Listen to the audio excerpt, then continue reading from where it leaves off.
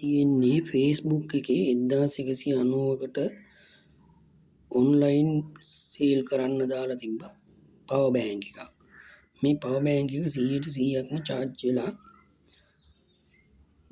නැවත ෆෝන් එක charge කරන විට 108ක් පමණයි charge වුනේ.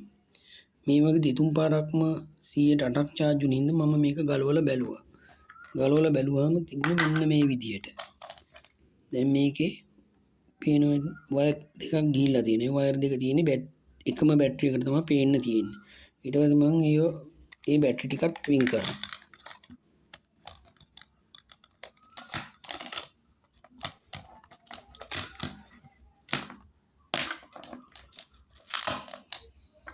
මේ බැටරි එකකටවත් සම්බන්ධ කරලා නැහැ. මේ බැටරි උනාට මේව චෙක් කරලා බැලුවාම මේ වගේ charge එක අල්ලන්නේ නැහැ. මේවා කිසිම ආරෝපණයක් රැඳිලා තියෙන ඒවා නෙවෙයි, නිකම්ම ඩමි බැටරි විතරයි. නේ ඊටු එකත් ඒ වගේ තමයි තියෙන්නේ.